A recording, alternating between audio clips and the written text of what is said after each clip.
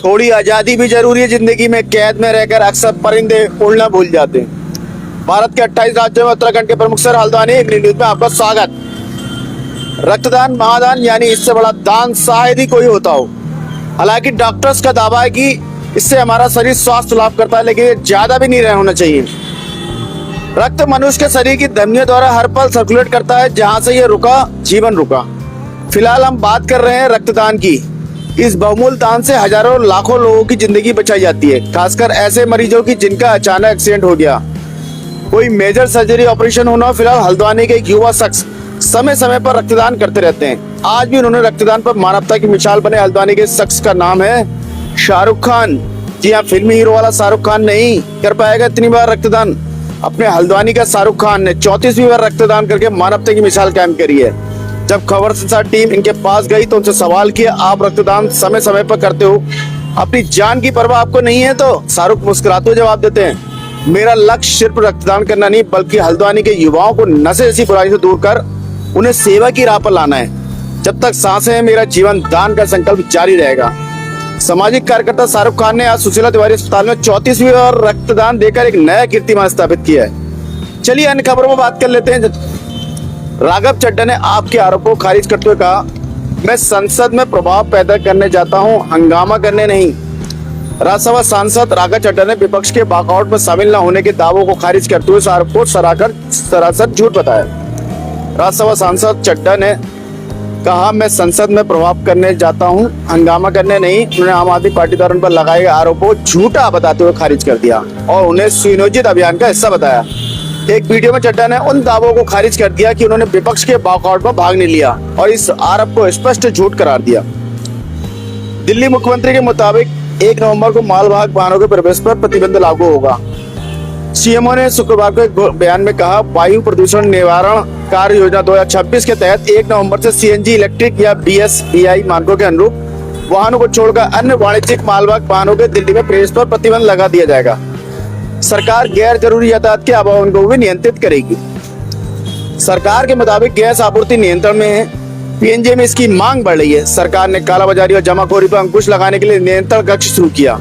अधिकारी ने बताया कि पंजीकृत LPG उपयोगकर्ता को सिलेंडर मिलने, जबकि अपंजीकृत उपयोगकर्ताओं को समस्याओं का सामना करना पड़ रहा है। पुलिस ने छापेमारी में 75 सिलेंडर जब्त किए और एक व्यक्ति को गिरफ्तार किया।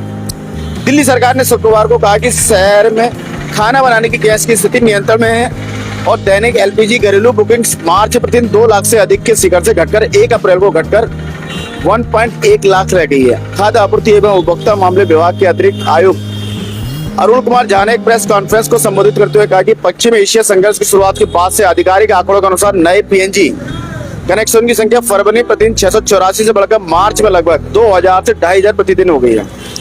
आपूर्ति कमी के बीच परिवारों और विक्रेताओं को लगातार परेशानी का सामना करना पड़ रहा है। खाना पकाने के लिए गैस की आपूर्ति प्राप्त होने के बावजूद कई फूड कोर्ट मालिकों और घरेलू उपभोक्ताओं का कहना है कि सिलेंडर प्राप्त करने के प्रयास में उन्हें अभी भी लंबी और बढ़ती कीमतों का सामना करना पड़ रहा है। बात करें मुंबई की तो बड़ा खुलासा, खराद की कॉल लिस्ट में डीसी एकनाथ शिंदे, मंत्री सिरसाट उद्धव के करीबी सहयोगी मिलिंद नार्वेकर शामिल है। सबसे ज्यादा फोन कॉल के एनसीपी नेता रूपाली चांकर और अशोक खरात के बीच हुए। दोनों के बीच 177 बार फोन पर बातचीत हुई। सुश्री चाणक्य की बहन ने भी खरात से करीब 236 बार बात की।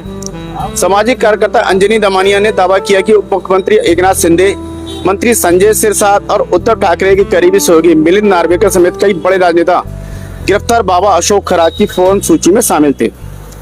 खरात फिलहाल नासिक की जेल में काला जादू, बलात्कार, जमीन हड़पने आदि आरोपों के तहत बंद है। एकनाथ शिंदे और अशोक खरात के बीच 17 कॉल हुए। इनमें से 10 कॉल खरात ने श्री शिंदे को किए थे, जबकि 7 कॉल श्री शिंदे ने खरात को किए।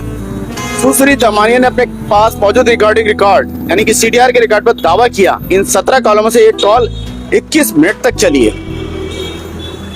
MIM के विरोध के बाद पेडनेकर ने BMC स्कूलों में मनाए श्लोक को शामिल करने का प्रस्ताव वापस ले लिया है। उद्धव सेना के नेता को 17वीं शताब्दी के ग्रंथ और डॉक्टर बाबा साहब अम्बेडकर के प्रारंभिक जीवन के बीच संबंध जोड़ने के बाद आलोचना का सामना करना पड़ रहा है। हुगली में लव जिहाद के आरोपों को लेकर मुस्लिम युवकों की पिटाई हुई। पुलिस स्टेशन के सामने काफी हंगामा हुआ।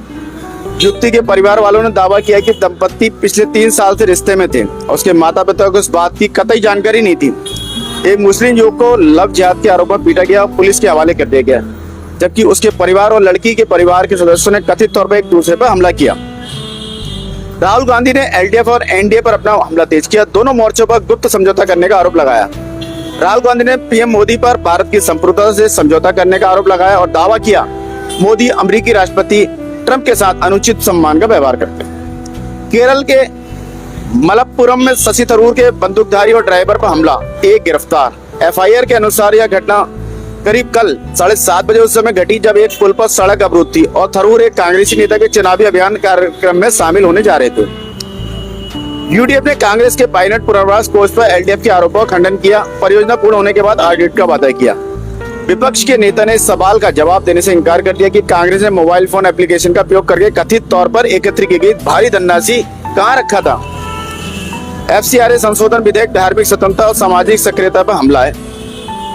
मुख्यमंत्री स्टालिन ने नागरकोइल में बात कही। श्री स्टालिन ने इस बात पर जोर दिया कि एफसीआरए विधेयक ऐसा खतरा पैदा हो गया जो भारत की वैश्विक प्रतिष्ठा को अपरिवर्तनीय और अमिट क्षति पहुंचा सकता है। सीबीएसई का हालिया पाठ्यक्रम अकादमिक सुधार नहीं बल्कि भाषा थोपने का एक सुनियोजित प्रयास है। स्टालिन ने कहा भारतीय भाषाओं को बढ़ावा देने की आड़ में भाजपा के नेतृत्व वाली एनडीए सरकार आक्रामक रूप से केंद्रीय एजेंडा को आगे बढ़ा रही है जो हिंदी को प्राथमिकता देखता है, जबकि भारत की समृद्ध और विविध भाषाई विरासत को व्यवस्थित रूप से हाशिए पर धकेल रहा है।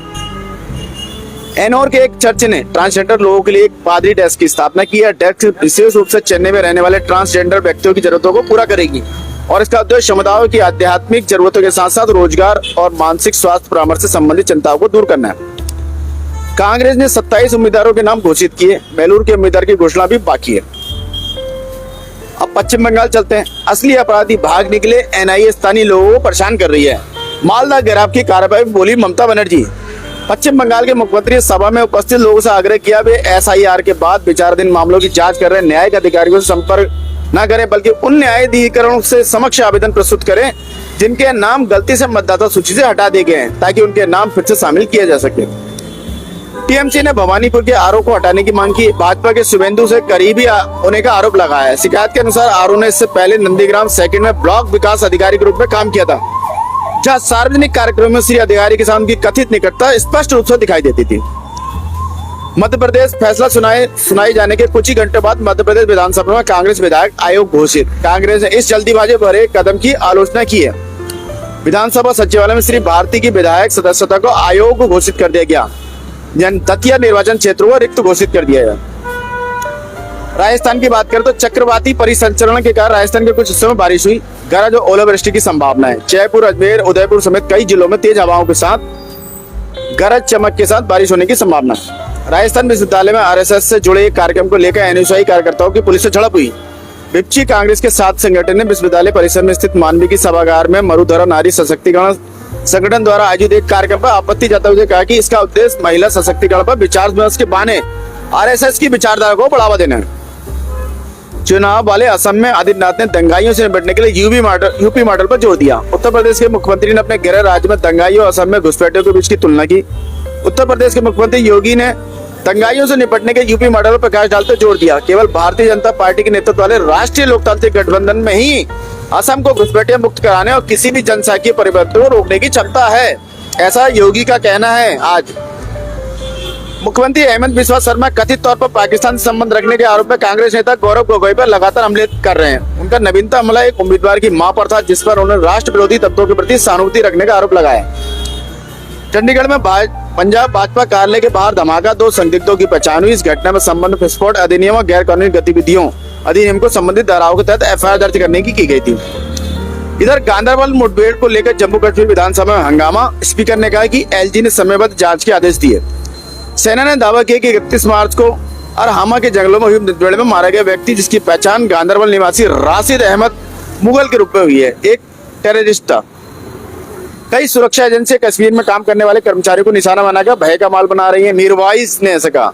श्री फारूक कहते हैं कि कश्मीर में SIA, counter intelligence, Kashmir cyber cell, भ्रष्टाचार विरोधी ब्यूरो और राष्ट्रीय जांच एजेंसी जैसी कई एजेंसियों द्वारा प्रतिदिन कश्मीरियों के खिलाफ मामले दर्ज किए जा रहे हैं, आरोप पत्र तैयार जा रही है, गिरफ्तारी की जा रही है, लगातार उन्हें परेशान किया जा रहा है। इधर हम स्थानीय खबरों में बात कर रहे हैं। रामपुर रोड पर पंचायत घर के पास लोगों की शिकायतों पर एक्शन हुआ जिसमें करीब एक ढाबे पर सॉरी जनरल स्टोर पर 59 पाउच और 20 क्वार्टर मिले हैं। और इसमें जो इसका मालिक है प्रताप, उस पर आबकारी एक्ट में एक्शन हुआ है। और इस घटना के तुरंत बाद मतलब आबकारी विभाग की नींद खुली, थोड़ी सर में भी कह सकते हैं, हो सकता लगभग 2 घंटे बाद हल्द्वानी के बरी रोड स्थित ढाबे में 109 पब्बा देसी और विदेशी शराब बियर बरामद। अभियुक्त राजेंद्र प्रसाद के खिलाफ धारा 60 आबकारी अधिनियम के तहत मुकदमा दर्ज किया गया है। अभियुक्त को इससे पहले भी गिरफ्तार किया गया था। आबकारी विभाग से प्राप्त सूचना के अनुसार क्षेत्र से लगातार प्राप्त हो रही अवैध मदिरा की टीम हो रही शिकायतें आ रही थी और आज की जो टीम है ने छापा मारा। धीरेन्द्र रुचिका कांडपाल इत्यादि लोग मौजूद थे। आशा है आपको खबरें अपडेट रख रही होंगी और चाय पर चर्चा के लिए मसाला प्रदान कर रही होंगी। अपने विचार और सुझाव साझा करें। कल फिर नए विषय के साथ आपके समक्ष इसी के साथ मैं मनोज आर्य, खबर संसार के लिए। जय हिंद।